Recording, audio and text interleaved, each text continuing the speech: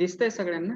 तर पिसमेल distribution of cash ह्या चॅप्टरला सुरुवात करण्याआधी आपल्याला 12वीला तुम्हाला माहितीच असेल की तुम्ही डिझोल्युशन हे चॅप्टर तुम्ही 12वी मध्ये शिकलेलाच आहात.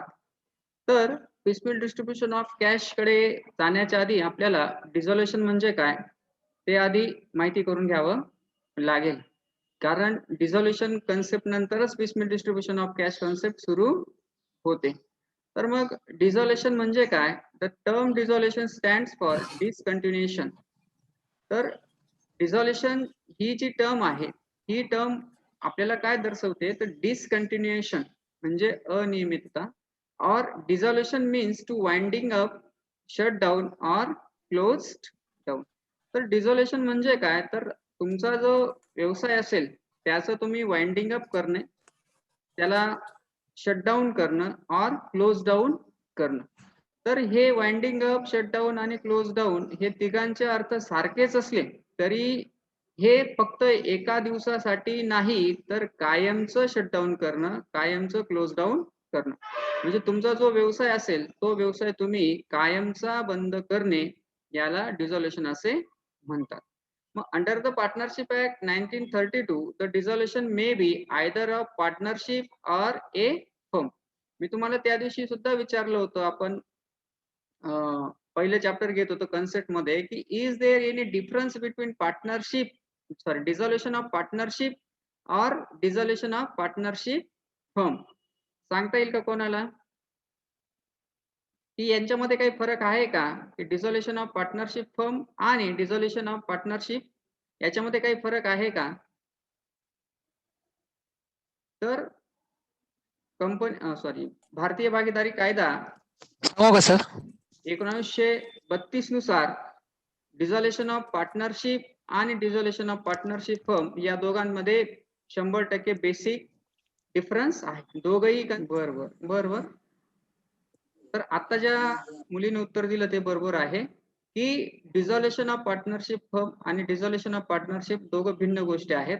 डिझोल्युशन ऑफ पार्टनरशिप मध्ये काय होतं, तर only change in relationship of the partners आणि no effect on the business of operations. तर डिझोल्युशन ऑफ पार्टनरशिप मध्ये काय होतं, डिझोल्युशन ऑफ पार्टनरशिप मध्ये काय होतं, तर फक्त जे भागीदार असतात, जसं एखाद्याने आता सांगितलं की 2 किंवा 2पेक्षा जास्त लोक, तर जे भागीदार असतात त्यांचे जे रिलेशन्स असतात, तर रिलेशन्स म्हणजे कशाचे, तर प्रॉफिट शेअरिंगचे जे रिलेशन्स असतात त्यांच्यामध्ये बदल होतात, परंतु व्यवसाय संस्थेच्या ऑपरेशन्सवर म्हणजे व्यवसाय संस्थेची जी कार्य आहेत त्याच्यावर कुठलाही परिणाम होत नाही. आणि दुसरी जी कन्सेप्ट आहे डिझोल्युशन ऑफ फर्म, तर dissolution of firm means it is the total breakdown in the functions of partnership firm and shut down the operations of the firm for ever. Dissolution of the firms म्हणजे काय, तर याच्यामध्ये ती तुमची भागीदारी व्यवसाय संस्था आहे ती व्यवसाय संस्था पूर्णपणे बंद होते आणि तुमच्या व्यवसाय संस्थेची जी कार्य आहेत ती व्यवसाय संस्थेची कार्य दीर्घ काळापर्यंत म्हणजे पूर्णपणे बंदच होतात. तिथून पुढे ती व्यवसाय संस्था चालूच राहत नाही, त्या व्यवसाय संस्थेचं, भागीदारी संस्थेचं कुठलंही अस्तित्व राहत नाही. तर हा basic difference dissolution of partnership firm मध्ये आणि डिझोल्युशन ऑफ पार्टनरशिप मध्ये आहे. ठीक, नेक्स्ट. मग आता सपोज अशी पार्टनरशिप फर्म, आता आपण आता जो आपल्याला टॉपिक जो आहे तो आता आपल्याला टॉपिक आहे डिझोल्युशन ऑफ पार्टनरशिप फर्मचा. डिझोल्युशन ऑफ पार्टनरशिपचा तुम्ही 12वीला शिकलेला. तर आता आपल्याला पुढे काय करायचं आहे की डिझोल्युशन ऑफ पार्टनरशिप फर्म झाली तर पुढे नेमकं काय, if partnership firm do not carry business further then, if partnership firm do not carry business further, then the question is arise, what about property and liabilities of the firm. मग ठीक आहे भाऊ, आता आपण पार्टनरशिप फर्म आता breakdown झाली, close down झाली, shutdown झाली, मग पुढे काय करायचं आहे, तर कशाचं काय करायचंय पुढे, तर त्या व्यवसाय संस्थेची जी प्रॉपर्टी असेल, ज्या असेट्स असतील आणि त्या व्यवसाय संस्थेच्या ज्या लायबिलिटीज असतील अशांचं काय करायचं. तर हा मोठा प्रश्न निर्माण होतो. म्हणून ह्या अशा प्रश्नाला उत्तर देण्यासाठी the answer is given in partnership act 1932 under section 48. तर मग ज्या वेळेस व्यवसाय संस्था बंद, भागीदारी व्यवसाय संस्था बंद होतील आणि पुढे त्यांच्या प्रॉपर्टीचं आणि त्यांच्या लायबिलिटीचं काय करायचं, तर याच्यासाठी भारतीय भागीदारी कायदा 1932 सेक्शन 48 मध्ये काय सांगितलेलं आहे, regarding settlement of accounts by collection of cash from realization of assets and paid off the liabilities.